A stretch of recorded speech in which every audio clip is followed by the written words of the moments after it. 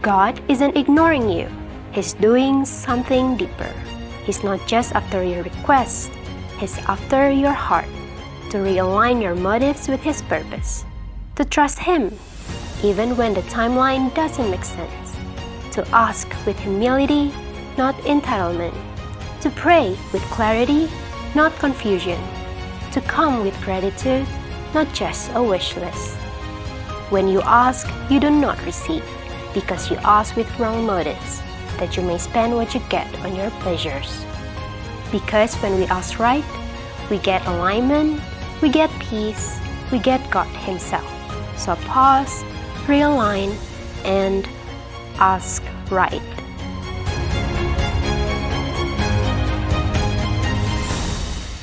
Dan di tema yang sama, yaitu asking right, kita belajar untuk menanyakan hal yang tepat, terutama kepada Tuhan. Dan hari ini saya akan membawa saudara untuk menarik ke belakang ke peristiwa bangsa Israel saat mereka mengalami pembebasan. Mereka keluar dari bangsa Mesir. Dan pernah ya saudara mendengar cerita suatu bangsa mau diciptakan suatu bangsa, tapi harus keluar dari suatu negara lain, dan mereka belum tahu kemana mereka pergi. Dan medannya pun menurut saya tidak seperti yang sekarang yang kita alami, bahwa kita ada pesawat, ada banyak moda transport. Tapi saat itu bangsa Israel itu harus keluar dari bangsa Mesir dengan jalan kaki, dan mereka akan melewati padang gurun. Dan kita akan belajar hari ini, saat kita mengikut Tuhan, ada suatu pelajaran, dan Tuhan pasti akan mengajar kita, suka atau nggak suka, kita akan bertemu dengan padang gurun. Katakan sama-sama, padang gurun. Ya, kalau bangsa Israel aja melewati padang gurun, kita juga akan melewati padang gurun. Ya, dan Mazmur, di kitab Mazmur, menulis atau merangkum cerita tentang perjalanan bangsa Israel, yaitu kita akan baca di Mazmur 78. Ya, di mana bangsa Israel ini sudah keluar dari Mesir, dan mereka sudah terbentuk negara, bahkan mereka sudah punya kerajaan. Dan Mazmur ini ditulis saat mereka punya raja yang kedua, yaitu Raja Daud. Ya, dan di sini dituliskan katanya mereka bangsa Israel melupakan pekerjaan-pekerjaannya dan perbuatan-perbuatannya yang ajaib yang telah diperlihatkannya pada mereka. Dikatakan di hadapan nenek moyang mereka dilakukannya keajaiban-keajaiban di tanah Mesir, di padang Zoan. Ya, dimulai dari 10 tulah. Dan waktu mereka menyeberang, katanya dibelahnya laut, diseberangkannya mereka, didirikannya air sebagai bendungan, dituntunnya mereka dengan awan pada waktu siang, dan semalam suntuk dengan terang api. Dan waktu mereka berjalan, ya, saudara tahu padang gurun ya? Padang gurun itu gak ada air, benar ya? Waktu mereka happy, kita keluar dari bangsa Mesir, dan mereka baru mengalami, ya oke lah, mereka udah bawa persediaan air. Ada satu titik, kan saya bilang, saudara akan mengikut Tuhan, ini mereka lagi ngikutin Tuhan, sama seperti kita ngikut Tuhan, pasti kita akan mengalami padang gurun. Dan waktu mereka menjalani padang gurun, mereka menyadari, oh no, kita nggak punya air nih. Dan mereka bersungut-sungut kepada Musa. Dan disediakan di sini, ini setelah mereka keluar. Jadi saya ngambil dari, karena tadi kitab Mazmur, tapi saya akan coba mix dengan kitab di mana peristiwa itu dituliskan, ya, supaya bisa menjadi runtun. Jadi mulailah mereka itu bertengkar dengan Musa. Bangsa Israel, kata mereka, berikanlah air kepada kami supaya kami dapat minum. Tetapi Musa berkata kepada mereka, mengapa kamu bertengkar dengan aku? Mengapa kamu mencobai Tuhan? Hauslah bangsa itu akan air di sana. Bersungut-sungutlah bangsa itu kepada Musa dan berkata, Mengapa pula engkau memimpin kami keluar dari Mesir untuk membunuh kami, anak-anak kami, dan ternak kami dengan kehausan? Dinamailah tempat itu Masa dan Meribah, oleh karena orang Israel telah bertengkar dan oleh karena mereka telah mencobai Tuhan dengan mengatakan, adakah Tuhan di tengah-tengah kita atau tidak? Ini Tuhan ada di sini nggak sih? Pernah nggak saudara mengalami suatu peristiwa, ini Tuhan ada sama kita nggak sih? Tuhan tengah-tengah kita nggak sih? Tapi mereka bertanya untuk mencobai Tuhan. Maka dinamai tempat itu Masa sih? Nggak sih? Masa, Masa. Tapi saya nambahin Masa sih? Gitu. Dan waktu mereka bertanya-tanya, adakah Tuhan di tengah-tengah kita atau tidak? Padahal mereka udah melihat keajaiban Tuhan.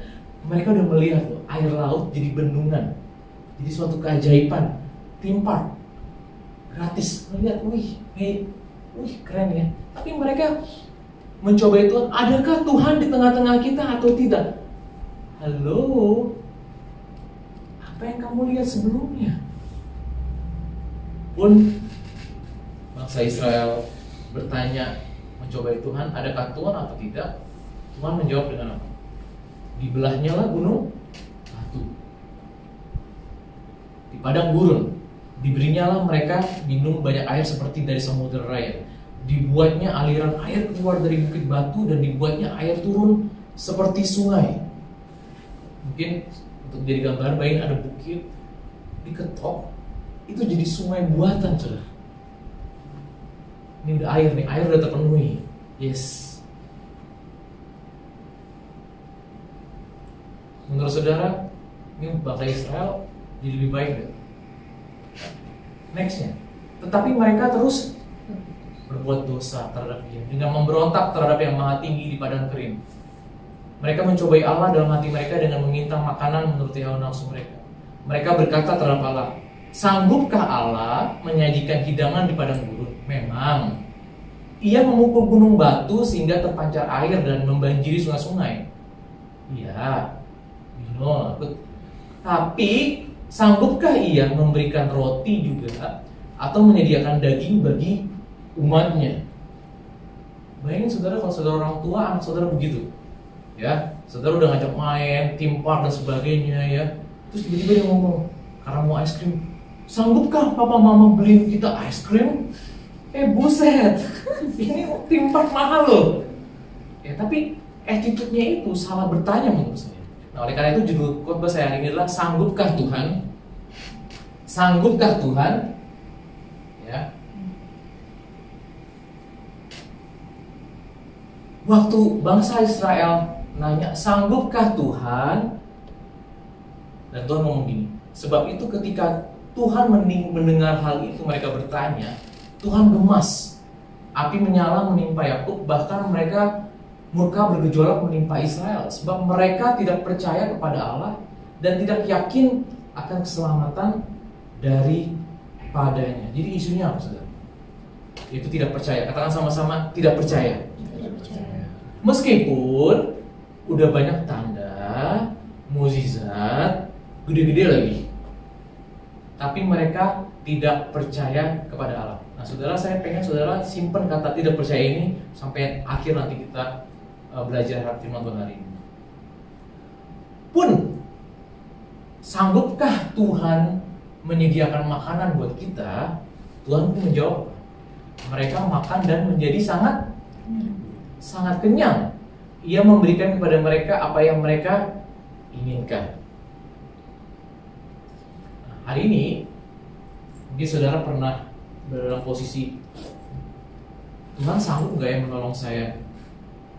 Tuhan sanggup gak ya? Ini lagi masa-masa sulit nih, ekonomi lagi sulit, belum lagi sekarang US lagi serang Iran. Ya, kita nggak tahu minyak akan tambah naik atau enggak, ya. Dan kemudian kita nggak tahu akan ada gejolak-gejolak lain atau tidak. Kita nggak pernah tahu apakah US Embassy di setiap negara akan aman atau enggak. Kita nggak tahu. Tapi sanggupkah Tuhan? Ya, sanggupkah Tuhan? Nah, saya akan balik pertanyaan sanggupkah Tuhan dengan percayakah kamu? Karena isunya sebenarnya ada kata nggak percaya.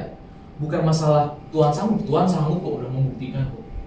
Mereka dari di dalam keluar, Tuhan sanggup membuat sungai di padang gurun, ngasih makanan di padang gurun, sanggup dia. Tapi isunya adalah bukan masalah Tuhan sanggup atau enggak, percayakah kamu? Nah, mengikut Tuhan tuh pasti ada pelajaran padang gurun. Tujuannya sebenarnya untuk mengetahui siapa yang menjadi Tuhan di hidup kita. Kemarin di care group saya nanya, care group yang kecil, ada yang mau melayani iblis di tempat ini? Nggak ada yang angkat tangan ya? Iyalah, siapa yang mau melayani iblis? Siapa yang mau melayani setan? Nggak ada. Ada. Saudara tanya ke agama yang lain juga, kamu melayani setan? Nggak ada yang mau.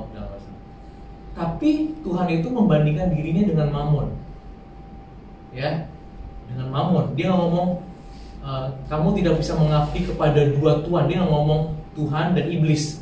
Nggak, terlalu jelas. Orang pasti ngomongnya menyembah Tuhan. Tapi banyak orang nggak menyadari bahwa kita, ya, menyembah Mammon. Setiap keputusan kita itu ditentukan oleh uang. Mammon itu turunannya banyak. Title, ada uang, ada tahta, ya. Kita nggak sadar, karena banyak sekali kita tuh transaksi sama Tuhan, seperti bangsa Israel, transaksi. Kalau menguntungkan gue ikut Tuhan, kalau enggak, kayak lagu tadi, mengikut Yesus, enggak deh. Gue lepaskan hakku, no deh, enggak. Apa yang menguntungkan buat kita? Iya, kita cari pekerjaan, kita pindah negara, kita pindah kota. Ya, semua tuh berdasarkan apa sih? Banyakan uang. Ya, kita tuh mikirnya uang. Saya mau challenge pada saudara semua. Apa benar Tuhan yang dalam hidup saudara itu Tuhan Yesus atau uang? Pikirin baik-baik. Kalau duit saudara diambil, ya, kalau misalnya saudara kehilangan uang, kehilangan pekerjaan, kira-kira tuh saudara akan kecewa sama Tuhan atau enggak? Atau malah nanya, di mana Tuhan? Atau kita ngomong, sanggupkah Tuhan? Katanya Tuhan, mana? Dan hari ini saya akan membawa saudara untuk melihat, tadi itu sebenarnya apa yang kita baca itu cuma gambaran bayangan dari apa yang Tuhan mau genapi di Perjanjian Baru. Ya. Ada satu peristiwa, yaitu peristiwa waktu murid-murid Tuhan, waktu Tuhan Yesus diperhadapkan 5.000 orang yang kelaparan. Ya, ini peristiwanya hampir sama, settingan juga hampir sama. Kita baca ya bareng-bareng. Ya, dari Markus 6, saya akan coba juga combine ini, cerita ini tuh ada di kitab, ada di 4 kitab. Di Matius ada, di Markus ada, di Lukas ada, di Yohanes ada. Jadi saudara bisa lihat ada hal yang dari tertulis di kitab ini, dan saya akan coba gabungin lah ya. Enggak semua, tapi saya akan coba combine Markus 6 dengan Yohanes 6. Kebetulan juga pasalnya sama, 6, pasal 6. Kemudian Rasul itu kembali berkumpul dengan Yesus dan memberitahukan kepadanya semua yang mereka kerjakan dan ajarkan. Nah, kalau saudara lihat, walaupun cuma ayat 30, cuma sebenarnya itu ada historinya. Kenapa ditulis seperti itu? Sebelumnya, murid-murid Tuhan Yesus itu dikirim 12 orang untuk pergi ke kota-kota. Dan mereka nggak boleh bawa apapun. Nggak boleh bawa uang, nggak boleh bawa makanan, pokoknya nggak boleh bawa minum. Supaya tujuannya, kamu tuh mau mengandalkan siapa? Ya. Jadi mereka pelayanan bener-bener nggak ada modal sama sekali. Dan kalau ada orang yang terima kamu di kota, kamu bisa. Kalau orang nggak ngasih makan, ya kamu nggak bisa makan. Mereka juga diajar untuk bisa mingle sama orang, bisa sopan sama orang. Ya kan? Saudara punya karunia misalnya untuk menyembuhkan, tapi saudara tuh nggak manis sama orang, dikasih makan nggak? Nggak mungkin. Walaupun aku akan sembuhkan, tapi saudaranya nggak bisa bergaul sama orang. Ya orang juga, aku boleh nggak tinggal di tempat kamu? Nah, cari tuh penginapan. Gitu. Nah, mereka diajar dan mereka kembali bahwa Tuhan, kita tuh dipelihara, banyak orang percaya sama Tuhan, banyak orang disembuhkan, roh-roh jahat diusir. Dan karena mereka udah capek ya, ini dari trip loh, bukan bisnis trip, tapi mission trip. Lalu ia berkata kepada mereka, yuk kita retreat lah ya, retreat, yuk. Oke, marilah kita ke tempat yang sunyi. Saudara, kata sunyi itu isolated, ya, supaya kita sendirian dan beristirahat seketika. Sebab memang begitu banyaknya orang yang datang dan yang pergi, sehingga makan pun mereka nggak sempat. Ya, saudara yang sempat pelayanan juga ngerti nih. Wah, yang namanya kalau udah melayani orang kadang-kadang makan pun nggak sempat. Maka berangkatlah mereka untuk mengasihkan diri dengan perahu ke tempat yang sunyi. Tetapi pada waktu mereka bertolak, banyak orang melihat mereka dan mengetahui tujuan mereka. Dengan mengambil jalan darat, segeralah datang orang dari semua kota. Dari berapa kota? Gak satu ya, semua. Ke tempat itu sehingga mendahului mereka. Jadi settingannya apa? Mereka pergi ke tempat yang sunyi. Tempat yang sunyi mungkin New Zealand, Christchurch. Nah ini saudara mungkin saya bisa bayangin ini kemana ya? Gak ke Fairly lah. Jangan. Setelah Fairly itu ada apa tuh? Jalannya masih ramai. Twizel. Sebelum Tekapo. Twizel. Bukan. Kayak ada tuh Hindus apa? Ya itulah. Kimberley. Bolehlah apapun lah. Campbell. Ya, pokoknya sunyi ya. Sunyi, pokoknya sunyi. Ya. Saudara bayangin itu sunyi banget. Ya. Dan berikutnya ketika Yesus mendarat, ia melihat sejumlah orang banyak. Maka tergeraklah hatinya oleh belas kasihan kepada mereka, karena mereka seperti domba yang tidak mempunyai gembala. Lalu mulailah ia mengajarkan banyak hal kepada mereka. Menarik ya, Tuhan melihatnya seperti orang yang tidak punya gembala, tapi malah diajar, bukan diemong, diajar. Ya. Pada waktu hari sudah mulai malam, nah ini dia nih. Ya. Datanglah murid-muridnya kepadanya dan berkata, tempat ini sunyi dan hari sudah mulai malam. Saudara coba ya, kalau saudara tadi ngomong ke tempat apapun yang saya bilang tadi sepi, restoran berapa sih? Nah ini ada. Nah ini dari semua kota loh, dihitung katanya terdaftar 5.000 orang. Ini udah mulai problem nih. Ini udah senang loh, saudara senang nggak? Wih kita KKR yang hadir berapa? 5.000 orang lebih. Wah, ini puji Tuhan, wah luar biasa. Amin saudara, amin. Mari kita amin. Saudara mau amin puji Tuhan. Perut saudara langsung bener ya? Kalau orang udah perut kosong, kamu mau ngajar apapun juga bener ya? Nah, tempat ini sunyi dan sudah mulai malam. Ini melambangkan padang gurun sebenarnya. Peristiwa yang sama. Bangsa Israel tuh dihadapkan di padang gurun, gak punya makanan. Dan hari ini juga mereka gak ada makanan. Walaupun dibilang tempat ini sunyi dan hari sudah mulai malam, maksudnya apa sih? Mulai malam, no supply. Ya. Di sini murid-murid kan datang tadi ke Tuhan Yesus, bener ya? Kan tulisnya ngajar nih. Ya, misalnya saya lagi ngajar, terus tiba-tiba Andrew sama Brian di belakang karena udah tahu, oh jangan ditambah lagi Kayusti kan udah tingker dan sebagainya. Ini kalau masalah makanan dia, bagian makanan, dia langsung kalkulasi. Wah gawat nih, gimana nih? Wah kita punya problem nih. Ini guru tahu nggak nih? Ya, dan mereka bertiga rapat. Harus kita apain ya? Kita harus ngomong nih sama Katulus nih, supaya kita ada problem, tapi kita harus juga nyediain solusi. Kira-kira solusinya apa ya? Wah si Andrew kan bendahara. Gila ya, ini 5.000 ya. Fish and chip tuh $10 ya, dikali 5.000, buset, 50.000. Bener gak sih? Bener ya, $10 kali 5.000, 50.000. 50.000. Wah, gawat nih. Kayaknya kita nggak punya budget nih. Dan mereka datang. Jawabannya yang paling bikin solusi apa? Kita ngomong aja ke Katulus, suruh mereka pulang. Saudara kan yang pernah ngerayain anak ulang tahun, paling enak ngerayain ulang tahun ini kan setelah lunch atau sebelum lunch. Jangan sebelum lunch. Pas sebelum lunch kita mikir kita harus kasih makan. Mendingan setelah lunch supaya kalau udah selesai pulang gitu. Dan benar, murid-muridnya ngomong, suruhlah mereka pergi, ya, supaya beban ini nggak sama kita, supaya mereka dapat membeli makanan di desa-desa dan di kampung-kampung sekitar ini. Bener ya Kak Yusti ya, win-win solution ya. You happy, we are happy. Ya. Tetapi jawab Tuhan Yesus apa? Tetapi jawabnya, kamu harus memberi mereka makan. Bayangin saya ngomong sama Kak Yusti, enggak, Kak Yusti harus kasih mereka makan. Kata mereka kepadanya, terus si Andrew ngomong, jadi haruskah kami membeli roti seharga 200 dinar untuk memberi mereka makanan? Nah, untuk ngasih konteks ya, 200 dinar itu 8 bulan gaji. 8 bulan gaji. Gaji siapa dulu? Ya, pokoknya 8 bulan gaji ya. Tadi kita ngitung 50.000 lah. Ya, 8 bulan gaji lah pokoknya. Ini minimum wage, aku ngomong minimum wage. Karena satu upah mereka 1 dinar satu hari. Ya, saya udah hitung kok. 200 dinar itu nilainya sekitar ya segitulah.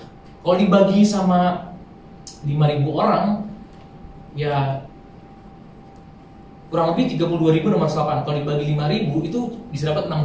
$6 bisa dapat apa sih? Fish and chip juga nggak dapat. Makanya dibilang, hah, roti seharga ini kalau kita beli mah pasti dapatnya juga kecil-kecil. Ya, ada tuh di kitab yang lain ditulis seperti itu. Oke? Dan Tuhan Yesus kan dia tahu apa yang dia lakukan. Waktu di padang gurun ribuan tahun yang lalu ada roti yang turun, mana? Dan bagi dia itu nggak ada yang mustahil. Cuman di sini dia mengajarkan khususnya kepada murid-muridnya, kepada kita semua tentang padang gurun ini. Dan saya bersyukur murid-murid ini nggak mencobai Tuhan. Sanggupkah dia? Adakah Tuhan tengah-tengah kita? Nggak ada sepatah kata keluar dari murid mereka. Cuman mereka kaget pas dia bilang, kamu harus memberi mereka makan. Dan mereka meeting dong. Kita sebagai manusia kan punya dikasih pikiran dong. Gimana nih caranya untuk solve this problem nih? Ya, yang interchangeable kan cuma uang. Ya udah kita pakai uang deh. Tapi apakah benar untuk memecahkan masalah ini dengan uang? Ya. Tapi saya bersyukur murid-muridnya ini juga dan Tuhan Yesus juga, uang itu kayaknya bukan isu bagi mereka. Saya bersyukur. Karena saudara dalam pelayanan kadang-kadang juga kalau nggak melibatkan uang kayak gampang. Saya dukung dalam doa ya. Dukung doa pakai uang nggak?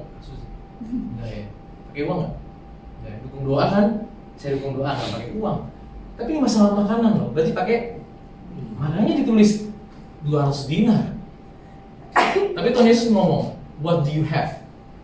Selain uang, what do you have? Kita baca berikutnya. Tetapi Tuhan Yesus berkata kepada mereka, berapa banyak roti yang ada padamu?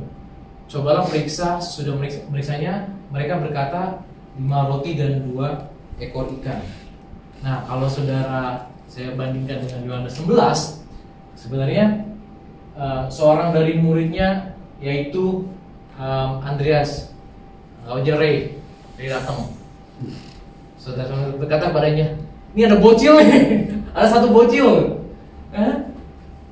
Saya juga bingung, ini ngapain bocil di KKR 5.000? Dia kayaknya gak berguna tadinya. Tapi ini bocil ini, entah kenapa dia punya 5 roti dan 2 ekor ikan. Ya. Tapi apakah artinya 5 roti ini dan 2 ekor ikan untuk bukan hanya 5.000 loh ya. Saya ngomong 5.000 laki-laki, termasuk kan belum anak-anak. Tuhan Yesus di akhir ngomong 5.000 laki-laki, termasuk anak dan perempuan. Anggaplah 10.000 lah. Oke, boleh ya kita anggap 10.000. Tapi apakah artinya 5 roti dan 2 ekor ikan ini? Nah, Andreas menurut saya dia tahu ini Tuhan Yesus ini kalau dikasih sesuatu, dia pernah melihat kok apapun di tangannya dia kecil itu bisa berubah, bisa jadi hal yang lain. Tapi dia nanya emang apakah artinya untuk orang sebanyak ini? Ya bocil juga, apa sih artinya bocil? Bayangin tuh, dia si Ray ngomong, ini ada kerak sekian 5 roti 2 ekor ikan. Jadi kita pikir kan, dia ngapain di situ kayak nggak ada tujuan gitu, kecil. Ya, dibagi orang kan ini anak kecil. Apakah artinya anak ini dan juga apakah artinya 5 roti dan 2 ekor ikan ini? Nah, jawaban masalah kita, Tuhan Yesus mengajarin bahwa jawabannya itu adalah dalam bentuk yang kecil, dalam bentuk benih. dan masih dalam bentuk benih. Nah, saudara, benih ini masih di tangan si anak itu. Mungkin si Andreas ngomong gitu ya, Ray ngomong sama Clark, Clark, Clark, boleh minta rotinya? No, mungkin gitu kali ya. Dia diajak kemarin cerita papanya rebutan pizza, sampai nangis. No, I want pizza katanya. Ya tapi ternyata si anak ini, ya si Ray ini dan Andreas ini punya skill lah untuk berbicara dengan anak. Dan benih ini masih di tangan. Kalau benih ini belum sampai ke Tuhan Yesus, nggak bisa terjadi apa-apa. Tuhan Yesus ada di situ, ya. Tapi dia juga nggak bisa melakukan apa-apa. Dia cuma menunggu siapa yang mau berkorban nih. Dia mau nunggu siapa yang mau berkorban, yang mau memberikan mengasih dari dirinya. Masih nunggu dari 5.000 orang. Ya, pertanyaan adalah keep it or sow it. Karena kalau benih itu masih dipegang, dia nggak akan berubah bentuk. Saudara punya benih mangga, saudara taruh di shade atau di rumah saudara, itu akan tetap jadi benih mangga, biji mangga, bener ya? Bisa numbuh, enggak kan? Walaupun itu biji mangga dari yang paling enak apa sih? Mangga harum manis ya? Ya coba yang bisa harum manis. Ini yang paling enak deh. Tapi dia nggak akan terjadi apa-apa kalau misalnya biji itu masih dikit. Dan biji itu kan didesain untuk berubah bentuk. Ya, didesain itu untuk diberikan. Untuk mati dulu dan kemudian dia akan berubah bentuk, bertumbuh sehingga menghasilkan buah. Nah, tadi benihnya itu masih di tangan si anak ini. Saya kalau ke surga nanti, saudara pikir surga membosankan ya? Menurut saya enggak. Buktinya apa? Zaman Musa itu nggak ada iPad, ya kan? Ada nggak iPad? Internet ada nggak? Nggak ada kan? Tapi sekarang udah ada internet. Bukan berarti apapun. Sebenarnya iPad itu udah ada dari zaman dulu, belum ditemuin aja, bener kan? Belum ditemuin aja. Semua resource yang dibutuhkan untuk membuat iPad ada di bumi, nggak turun dari surga, nggak turun dari, ada di sini semua, belum ditemuin aja. Tapi bayangin, kita dikasih kreativitas sehingga kita nggak bosen hidupnya gitu. Nah, apalagi di surga, menurut saya hidupnya itu nggak bosen, jauh beyond your imagination. Dan saya mungkin ya, sekarang saya sering nonton ke Disneyland dan sebagainya, mungkin ada parade kali ya, ada parade tentang Musa dan sebagainya gitu kan, mungkin juga tentang anak ini gitu. Kalaupun nggak ada parade, saya akan datangin anak ini. Siapa sih anak ini? Terus saya mau tanya-tanya, kok kamu bisa ngasih 5 roti itu gitu? Apa yang membuat dia mau ngasih? Gitu ya? Keep it or sow it. Dan kalau kita baca,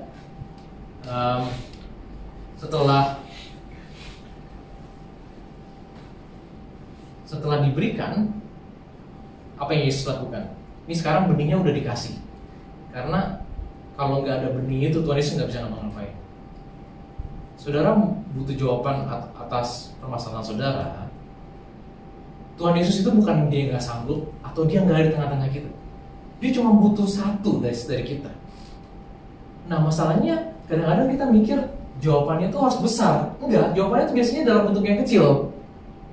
Masih bentuk dalam raw lagi. 5 roti, 2 ekor ikan dibandingkan 10.000 orang, apa itu? Kecil, yang murah sekali.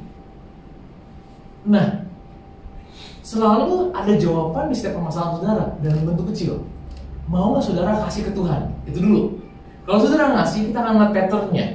Kita harus belajar pattern ini, ya. Lalu ia menyuruh orang itu supaya duduk berkelompok-kelompok di atas rumput hijau. Ya, maka duduklah mereka berkelompok-kelompok, ada yang 100, ada yang 50 orang. Nah, di sini Tuhan Yesus ngajarin, ya, kalau ngelihat 10.000 orang tuh kegedean, di split. 10.000 itu nggak manageable, sulit. Dibuat seluruh kelompok jadi 10 dan 5. Kalau 10 kelompok jadi berapa? Anggapnya 10.000. 100 ya, bener kan? bener ya? Kalau satu kelompok itu ada, kan dibilang satu kelompok itu ada yang 100, ada yang 50. Kalau 10.000 dibagi 100, berarti ada berapa kelompok? 100 ya? Ya 100, ya 100. Ya 100.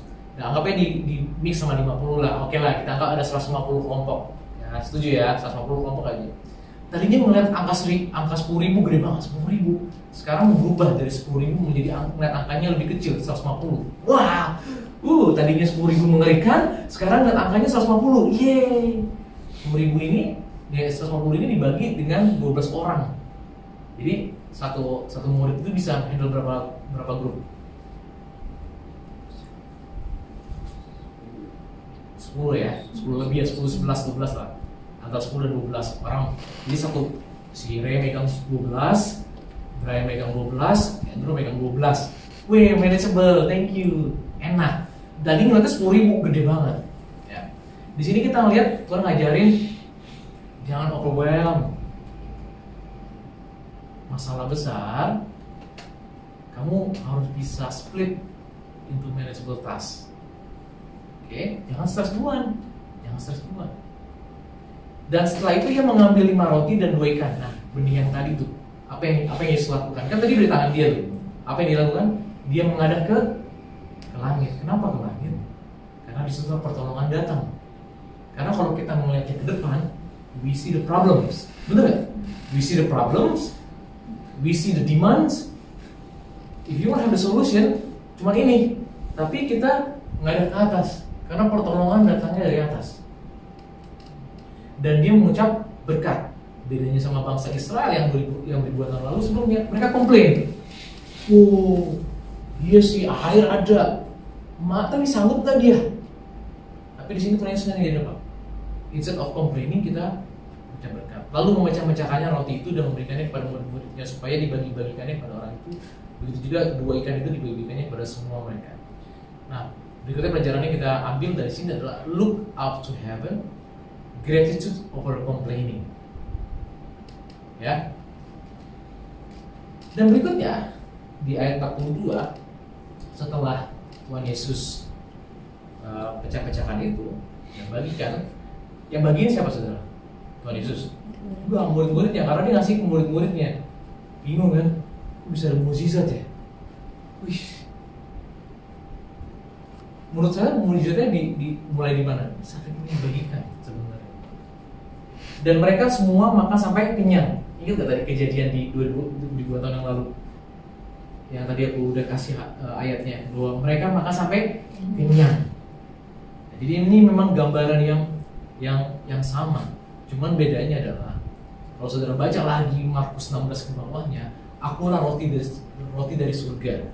Ya, sebenarnya dia mau memberikan dirinya untuk manusia, untuk kita semua. Dialah roti mana itu, karena cuma bayangan doang apa yang akan terjadi.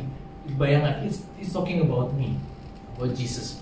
Okay? Tapi saya nggak akan membahas ke roti dari surga. Cuman ini pattern yang mau kita pelajarin, pola, prinsipal saat kita mengalami masalah. Kemudian orang mengumpulkan potongan-potongan roti 12 bakul. Nah, itu melambangkan bangsa Israel. 12 itu menggambarkan tadi yang cerita ini sebenarnya ceritanya paralel. Ya. Penuh selain daripada sisa ikan. Yang ikut makan roti itu ada 5.000 orang laki-laki. Maka saya bilang mungkin jumlahnya 10.000. Oke, selesai masalah itu. Selesai cerita kita. Nah, sekarang saya mau bawa saudara matematika surga. Kingdom's Math Operation. Apa nih namanya? Tambah-tambah plus. Ini namanya kurang. Kita bahasa Indonesia aja deh. Kurang-kurang. Kita. Yang ini apa? Kalian. Kalau ini? Bagi-bagian. Nah, pelajaran yang pertama adalah pelipat gandaan dimulai dengan bagi-bagian. Gak akan pernah terjadi pelipat gandaan kalau nggak ada dibagi. 5 roti 2 ekor ikan itu nggak akan pernah multiplikasi kalau nggak ada dibagi. Ya, kita senang belajar tentang multiplication. Wah, kalau bisa kita lagi ngomongin saham 300 kali lipat, weh, ya, dan sebagainya. Wah, pelipat gandaan. Tapi itu prinsip dunia yang Tuhan mau ajarkan.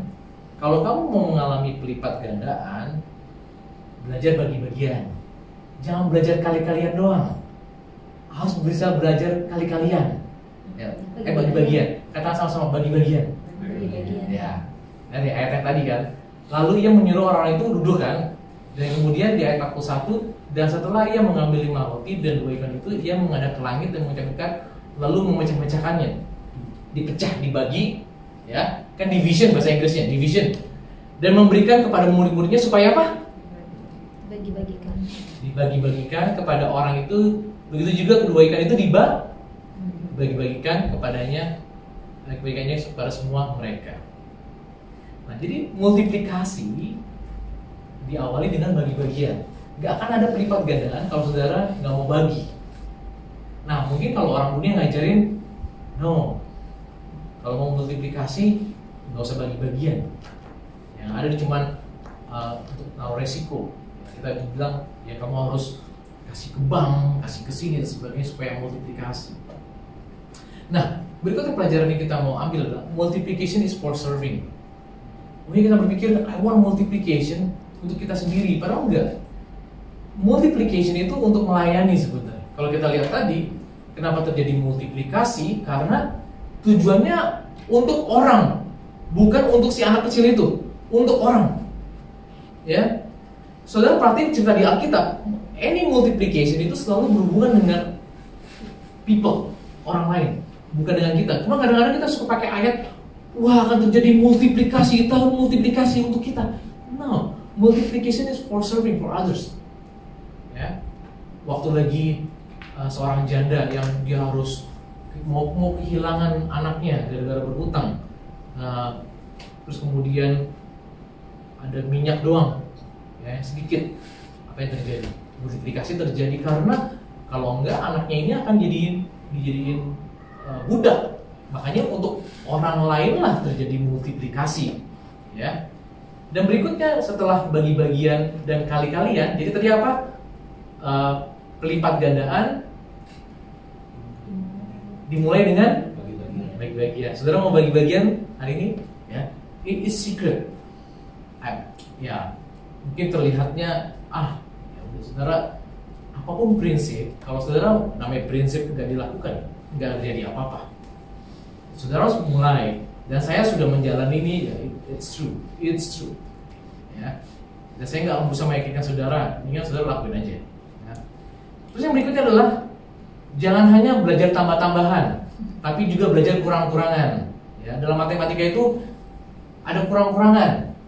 Ya, jangan mau kita tambah, Tuhan aku mau bertambah, Tuhan tabunganku bertambah, mobilku bertambah, rumahku bertambah.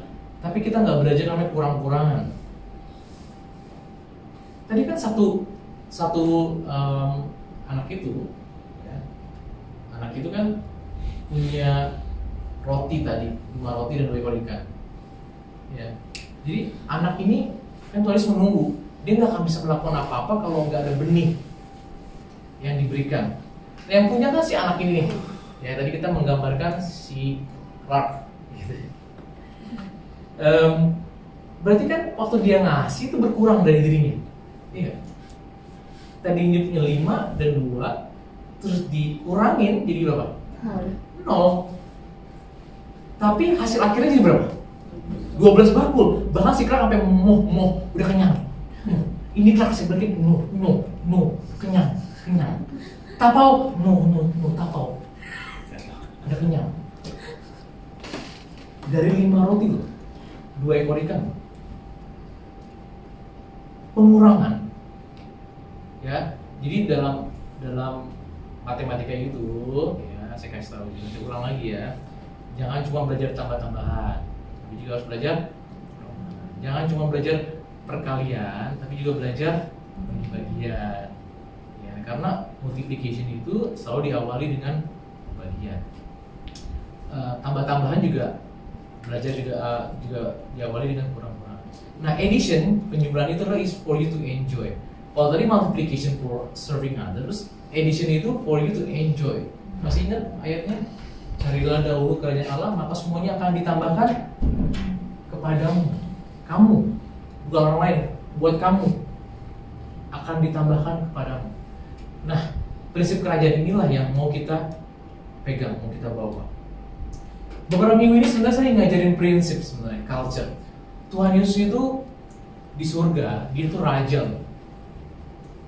Dia Tuhan, dia punya semua.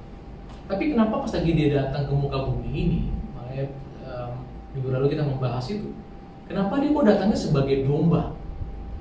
Yohanes mendengar, I heard the lion, ya, the lion, singa dari Yehuda, yang layak untuk membuka scroll itu atau gulungan kitab itu. Tapi yang dia lihat, loh, kok domba? Kok domba? Ya.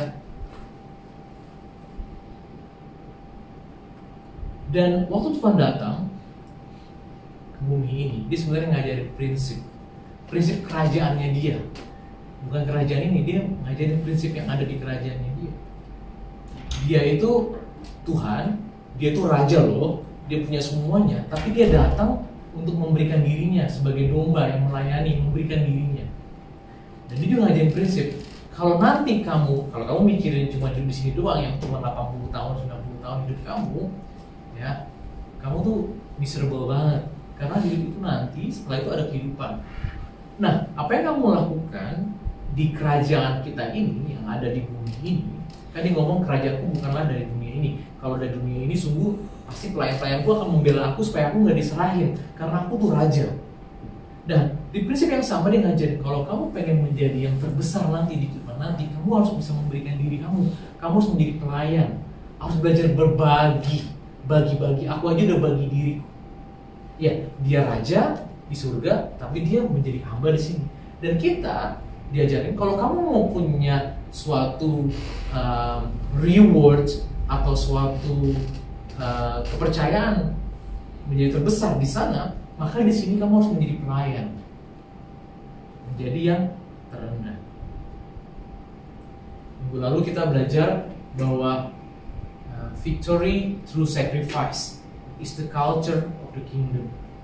Ya, si Yohanes melihat singa yang kuat perkasa. Mereka dijanjikan, bangsa Israel dijanjikan akan ada Mesias yang datang, singa dari Yehuda. Itu yang mereka dengar. Tapi kok yang datang tukang kayu. Dan sepertinya dia lemah sekali. Malah dia mati disalib. Domba. Tapi kenyataannya ternyata ada suatu prinsip yang harus kita pelajari di sini. Saudara mau dipakai sama Tuhan untuk multiplikasi? Mau nggak? Oke, kalau mau, ya saran saya nih saudara. Saudara boleh investasi, punya rumah boleh. Oke, saudara boleh saham boleh. Tapi saya mau kasih tahu saudara, itu bukanlah prinsip kerajaan surga. Ya, bukan. Karena untuk kita multiplikasi, kita harus dengan cara berbagi. Berbagi kemana? Bisnisnya Tuhan, kerajaan surga adalah people sebenarnya. Orang. Saudara perhatiin deh. Sekarang saudara pikirin satu orang yang pernah dalam hidup saudara, kok dia nggak pernah kekurangan ya? Terus dia kayaknya hidupnya penuh dengan berkat dan sebagainya. Terus selalu pasti biasanya dia ada hubungannya dengan memberi. Ya, saya ngomong bukan yang tujuh naga ya, maksudnya bukan itu. Cuman saudara pikir aja,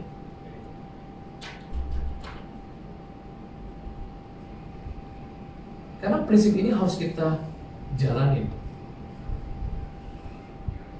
Untuk kita mengalami multiplikasi, caranya adalah harus berbagi. Karena kalau saudara cuma mikirin, dan saya ngomongin saya juga, saudara ngomongin banyak rumah, punya plan dan sebagainya. Saya cukup sedih waktu melihat hari ini ada satu keluarga yang bangun karir, dia mau ke UK, ya, dibangun keluarganya, terus tiba-tiba balik. Sekejap, umur kita tuh sekejap, kayak uap air. Kalau saudara pikirkan, maka itu akan hilang. Saya ngerti saudara butuh rumah, punya rumah, ya saya ngerti. Tapi Tuhan ngasih tahu caranya. Untuk saudara mau mengalami multiplikasi, tabungan saudara berapa sih? Saya pernah mengalami tabungan dikit banget, ya, tapi saya berusaha untuk jalanin prinsip yang gak masuk akal ini. Berbagi. Jangan gini sama uang. Jangan, harus kasih. Berbagi. Maka terjadi multiplikasi. Maksudnya multiplikasi adalah saudara akan mengalami suatu level dalam apapun ya. Saya nggak ngomongin tentang uang juga loh. Hidup saudara juga. Mungkin saudara pikir, ini siapa ya? Atau mungkin bilang FJ Christchurch ini, aduh kecil. Bisa apa sih buat segede Christchurch gitu? Kita mikir. Saudara coba tengok belakang saudara, kanan saudara. Coba lihat. Mungkin saudara mikir, sebenarnya aku suka pakai wearing orangnya nggak. Kalau sama saya ya, sama lain bukan tentu. Kalau sama saya tuh jarang tersinggung. Kalau tersinggung pun dia bakal ngomong sama saya. Saya sering pakai apa wearing. Saya kan, aduh, ya, dia datang wearing. Ini bisa apa? Nah itu dia. Saudara pikir kita punya judgment, ini kecil nih. No, you never know. You never know. Don't judge people based on now. No, don't say that. Karena benih itu butuh waktu loh. You never know. Makanya saudara lihat sekarang diri saudara pikir, ini gak bisa buat apa. Nah. Don't underestimate. No. Big no. Dan mungkin kita mikir, aduh aku ini kecil banget ya. Ya harus jangan. Kecil itu di mata kita, tapi kalau kita serahin ke tangan Tuhan, dia ahlinya. Dia ahlinya bisa membuat transformasi benih itu menjadi sesuatu yang multiplikasi, dan tujuannya biasanya untuk orang lain. Ya, kalau nanti saudara kita flashback, saya nggak tahu kalau saudara akan ingat khotbah ini atau enggak. Cuma kalau saudara nanti mengalami multiplikasi dan saudara diberkati, percayalah itu buat orang lain. Artinya kalau saudara dikasih kepercayaan sama Tuhan, title saudara, karir saudara, uang saudara, terus saudara punya rumah dan sebagainya, it's for serving, multiplikasi. Nah, kemudian addition tadi, penambahan itu untuk kita bisa nikmati. Dengan cara apa tadi? Kita sebenarnya mengurangi juga. Ya. Karena kalau kita nggak mengurangi, itu akan menjadi racun buat kita. Apa buat penawar racun dari ketamakan? Memberi. Ya. Ketamakan itu bisa membuat kita hancur. Ya. Dan saya berharap dan berdoa mulai hari ini saudara nggak pernah menganggap diri saudara kecil lagi, dan atau melihat orang sebelah saudara jadi kecil. Tapi kalau kita mau memberikan diri kita sama Tuhan, dan juga jangan menganggap apa yang ada di tangan saya ini kecil banget nih. Apa sih bisanya ini 5 roti dan 2 ikan? Well, you need to give it to God. It will do something. It will serve things greater. Sebagai penutup, nah ini saya juga yang main musik juga, jadi mohon maaf ya kalau saya nanti main musik, terus saya juga yang nanti sini khotbah lagi, berkat dan sebagainya, nggak apa-apa. Karena masa depan kita tuh ada di tangan Tuhan. Ya, saya bersyukur. Saya waktu lagi bersama khotbah ini saya bersyukur. Tuhan, saya berdoa. Selalu saya sebut makasih untuk Pak Eric. Ya karena dia memang orang yang apa ya, yang cincai lah, sama dia tuh. Dia orang yang belakang juga, tapi sama saya itu tidak tersinggung ngomong. Ya aku bilang makasih Tuhan untuk Pak Eric. Makasih untuk Kak Yusti. Makasih untuk Andrew dan semua yang di sini. Aku bilang mungkin kelihatannya kecil, tapi di tangan Tuhan itu bisa jadi besar. Bisa jadi besar. Dan keberadaan saudara ini, kita belajar 3 minggu ini, karena saya abis ini udah gak akan membahas itu lagi. Keberadaan saudara di Christ ini bisa menjadi berkat buat orang lain. Dan saudara, Tuhan itu sanggup memultiplikasikan apa yang di tangan saudara, sekecil apapun itu. Ya, sekecil apapun itu bisa memultiplikasikan, dan juga bisa menambahkan buat saudara untuk saudara nikmati. Ya. Dan cara pandang kita harus dirubah dulu masalahnya. Andreas ini dia punya pengalaman sama Tuhan. Ada sesuatu yang berbeda dari Tuhan Yesus. Entah kenapa walaupun kelihatannya kecil, dia selain nama dia udah ngerti pasti bisa menjadi something di tangan Tuhan. Maria pun mamanya ngerti banget. Ini lagi ada masalah-masalah sulit nih, gak ada anggur, udah habis gitu ya. Ini perlu multiplikasi nih, udah gak ada lagi nih. Ya, yang ada cuma air. Ngerti, mereka mamanya juga ngerti. Tapi biasanya multiplikasi itu buat others. Ya. Dan addition itu buat kita nanti kita nikmati. Dan Tuhan gak akan pernah mempermalukan kita. Ya, Tuhan pasti akan mencukupkan kebutuhan kita. Saudara mau mulai hari ini, saudara mau berbagi? Saya nggak mau ngomong multiplikasi. Saya nggak akan bertanya siapa yang mau multiplikasi, enggak. Siapa yang mau mulai berbagi? Ayo angkat tangan. Ayo. Siapa yang mau belajar kurang-kurangan? Beneran? Oke. Penutup. Saya dulu punya uang 10.000 rupiah. rupiah. Dan menurut saudara kecil lah, jujur ya, 10.000 kecil nggak? Ayo jujur ya, kecil ya. Jangan bilang gede. Aduh. Oke, waktu nilainya 10.000 saat itu adalah bisa makan apa sih 10.000? Warteg. Kecil atau gede? Kecil ya. 10.000 bisa makan satu kali doang. Warteg. Kecil kan? Zaman aku 10.000 bisa 2 kali makan. Iya, 2 kali. Zaman aku udah inflasi kan. Udah inflasi bertubi-tubi. 10.000 kecil. Tapi bagiku besar. Ya kan, lagi perspektifnya cara pandangnya beda kan. Bagiku gede. Tapi aku ngelihat pernah cerita juga. Ini ada suatu keluarga di gereja. Kan waktu itu gue pelayanan dikasih uang transport setelah pelayanan. Terus dikasih lampu ke aku kan. Aku udah tahu nilainya 10.000 rupiah. Terus kemudian ada suara ngomong kasih ke bapak itu dan dia bawa anak sama istrinya.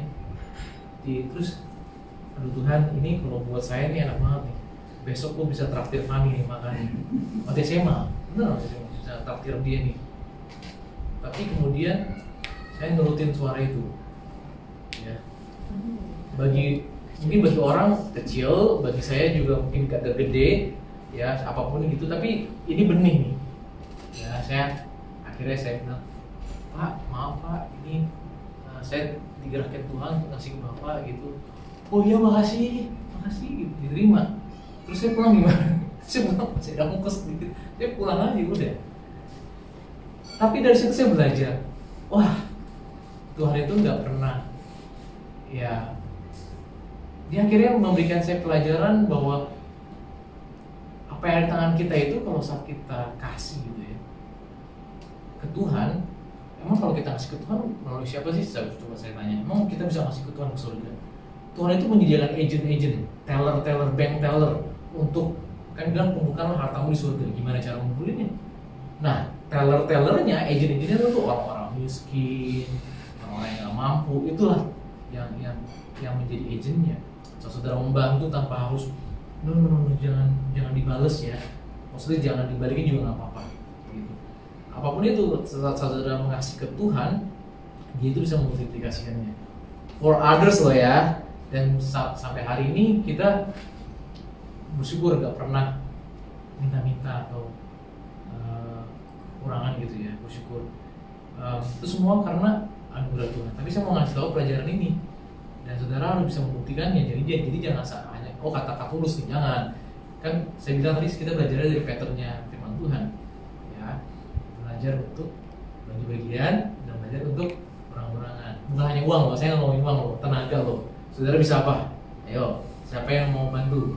Ya, kayak tenaga saudara, kayak ide saudara, saudara membantu melayani kita satu sama lain di sini, ya rumah saudara dibuka gitu untuk kita mengadakan group care group dan sebagainya. Apapun itu, ya artinya saudara jadikan benih walaupun kayaknya apa sih yang bisa berapa? Dia jangan underestimate. Amin saudara.